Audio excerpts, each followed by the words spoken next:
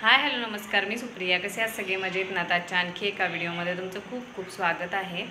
तर आज सोमवार आहे आणि सोमवारी आज कोजागिरी पौर्णिमा आहे. तर सगळ्यांकडेच आज कोजागिरी सेलिब्रेट केली जाते. तशीच आमच्याकडे पण करतो आम्ही. तर कोजागिरीसाठी मसाले दूध तर बनणारच आहे. त्याबरोबरच एक छोटीशी रेसिपी करणार आहे, ती पण तुम्हाला मी शेअर करेन.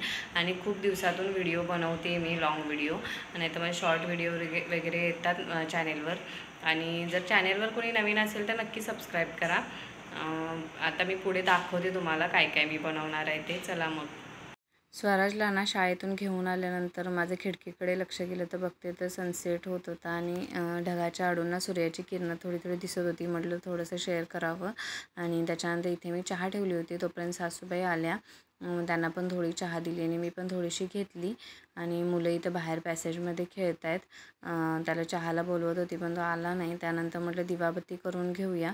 स्वराजला पण दिवाबत्ती करायला खूप आवडते, पण तो खेळण्यात बिझी होता. म्हटलं तोपर्यंत आपण दिवाबत्ती करून घ्यावी.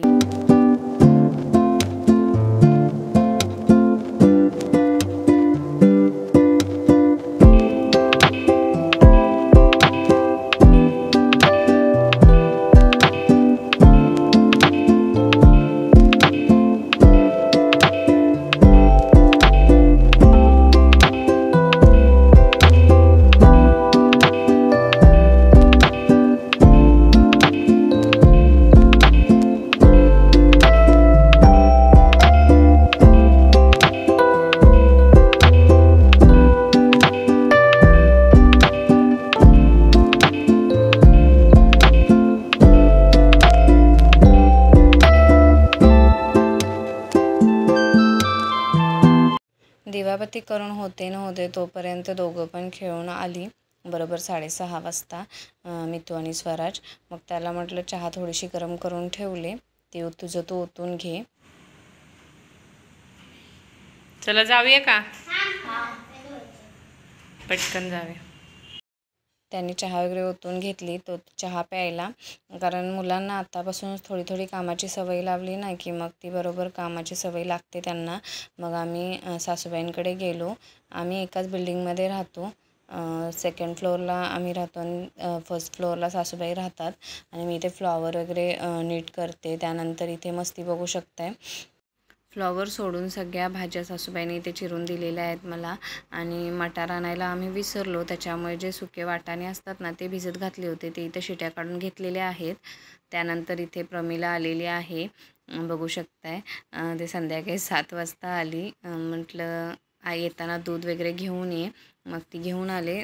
तिने 2 लिटर दूध आणलं होतं आणि मी स्वतः 1 लिटर घेऊन गेली होती. त्यानंतर इथे भाजी शिजायला ठेवते मी, पूर्ण टोटल सगळ्या भाज्या एकत्र करून. त्यानंतर भरपूर सारा कांदा चिरला आहे, कारण कांदा फोडणीसाठी पण लागणार आहे आणि नंतर आपण पावभाजी खातो ना तेव्हा वरून टाकायला पण लागणार आहे. तर इथे कुकर लावून घेते मी भाजीचा. मध्येच इथं लायटर लागत नव्हता, त्याच्यामुळे मी काडेपेटीचा वापर केला आहे. काय झालं होतं त्याला काय माहिती. इकडे मोठ्या गॅसवर मी भाजी शिजायला ठेवून देते. त्यानंतर मग ते दूध आणलं होतं ना ते एकत्र करून एका भांड्यामध्ये मसाले दूध बनवायला ठेवणार होती. माझं हल्ली असंच चाललं आहे की छोट्या छोट्या गोष्टींमध्ये आनंद कसा मिळवायचा हाच प्रयत्न माझा चालू आहे सध्या. कारण आयुष्य आपलं खूप छोटं आहे. त्यात आपण प्रत्येक छोटी छोटी गोष्ट जर म्हणजे वाईट गोष्ट आपल्यासोबत जी घडली ती जर धरून बसलो तर आपण पुढे कधीच जाऊ शकणार नाही. मला थोडंसं इथं सांगावंसं वाटलं म्हणून सांगते. तर इथे मी दोन्ही पिशव्या ज्या आहेत त्या एका भांड्यामध्ये काढून घेते. आणि ते भांडं फुल भरलं, त्याच्यामुळे मी त्यातलं थोडंसं दूध ना घरी ठेवलं तापवून. मसाले दूध बनवण्याची रेसिपी तर प्रत्येकाला माहीतच आहे. इथे ना आता मी दूध तापायला ठेवते, त्याला थोडीशी उकळी फुटू देते आणि उकळी फुटली की मग सगळा मसाला त्याच्यामध्ये टाकते. तोपर्यंत इकडं मस्ती बघू शकताय काय चालले स्वराजची. यांचं इकडे बोलणं आणि ह्याची मस्ती चालूच होती. तोपर्यंत म्हटलं आपण इकडे दूध बनवून घेऊया. आणि हे मिक्सरमध्ये काय आहे तर जे बदाम असतात ना ते बदाम मी बारीक करून घेतलेत आणि वेलची पावडर आणि चारोळे आणले होते थोडेसे.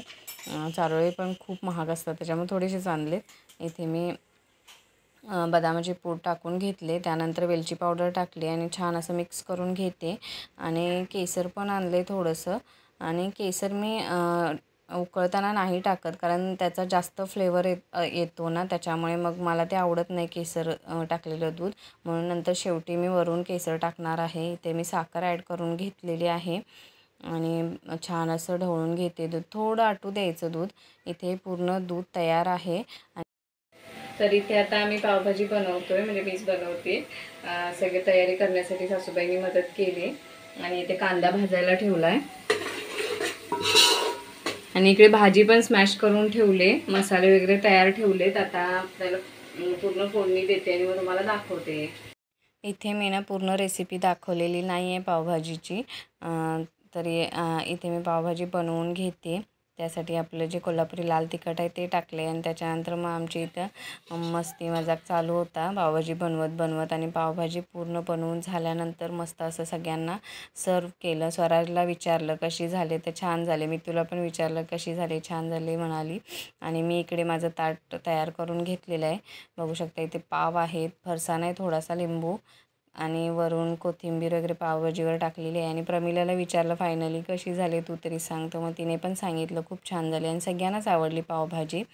मी पण खाऊन घेते पावभाजी. तर चॅनेलवर कोणी नवीन असेल तर नक्की सबस्क्राईब करा आणि पुन्हा भेटू आणखी एका नवीन व्हिडिओमध्ये. बाय.